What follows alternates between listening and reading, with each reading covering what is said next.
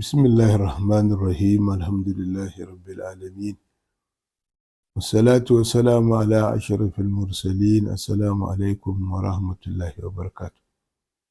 Aure tushe ne na rayuwa, amma kuma miji da mata kowannensu yakan samu kansa a wani yanayi wanda yake bai shirya ba kuma bai yi tsammaninsa ba. Shi ne ko dai mutuwa ta zo ta gita a tsakani wadda an san da ita amma an yi aure ba wai don a mutu ba, don a ji daɗin rayuwa, amma mutuwa takan zo ta ratsa, ko kuma saki ya zo ya ratsa ba a yi don a rabu ba, amma wani dalili yakan sa a rabu. Kowannensu yana samun kansa a wani yanayi, amma ita mace bazawara ta fi samun kanta a wani yanayi mara daɗi. Na ɗaya dai, ko dai ta yi ta zawarcin wata ma har ta mutu ba ta sake samun wanda zai aure ta ba, ko kuma ta ce ita ta daina auren, musamman wadda mijinta ya rasu, ta ce ba za ta yi aure ba ko saboda yaranta,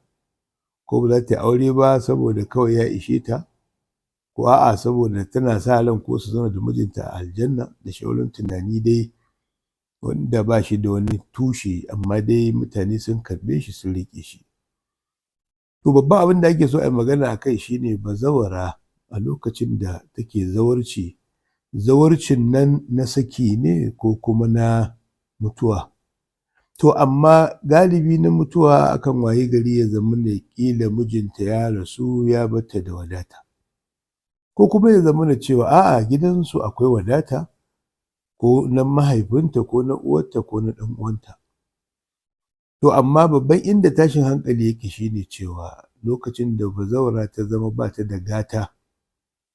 wanda zai ba ta kuɗin mai da sabulu, ko kuma kuɗin auduga,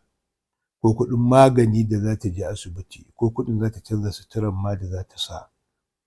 ko kuma abinci ma lafiyayye da take so ta siya wanda zai ba ta kuɗin da za ta siya wani abu na sha'awa. To a nan musiba take ga ita bazawara.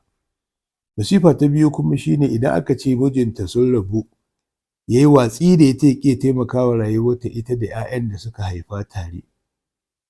to wannan ma wata babban musiba ce ga ita bazawara. Ko kuma mijinta ya rasu 'yan uwansa su riƙe dukiyar kuma a hana ta tasarrufi da ita, ko kuma ta ta zaman zawarci ta samu wanda zai aure ta ma ta rasa, kuma ba wai don ba ta son auren ba, ba kuma don ba ta da buƙatar auren ba. Shi ma duk yana cikin tashin hankali da bazawara take samu. Ko kuma iyayenta ko tana gidan wanta ko 'yan uwanta su sa ta a gaba, don me ba za ki aure ba. To ita mace ai ba kamar namiji ba ne, sai an zo an neme ta tukunna. Ba kuma kowane namijin mace za ta tunkara ta ce tana son sa kuma ya zamana cewa ya karɓe ta cikin sauƙi ba tare da ya kawo wani dalili ko hanzari ko na ƙarya ko na gaskiya da zai zuƙe daga neman da ta yi masa ba. Ita kuma mace ba abin da take jin nauyi a duniya irin a gwale ta, ma'ana ta zo ta ce tana son wani mutum shi kuma ya ce baya buƙatar ta. Wannan yana tayar mata da hankali. To da haka zaman zawarci zama ne na masifa ga 'ya mace, wanda yake ɗauke da rigingimu iri-iri, ko kuma iyayenta idan suka sa ta a gaba dole ne sai kin yi aure, har ma a waye gari wani ya zo ba ta son sa, ba ta sha'awarsa, tana ma jin tsoron rayuwa da shi, kuma ba ta gamsu da rayuwarsa ba, amma don dai ta rabu da gidansu ta zauna lafiya. Bisa rauni irin na tunanin mace, gara in auri wannan mutumi duk musifa don dai in kuɓuta daga wannan faɗa da surutu da iyayena suke mun. Da haka sai ta je ta aure shi, a ƙarshe kuma ta samu kanta cikin wani ƙangi da tashin hankali. Ashe kenan ya zama wajibi akan al'umma da shugabanni da iyaye da 'yan uwa su tsaya su yi tunani mai zurfi akan bazawara.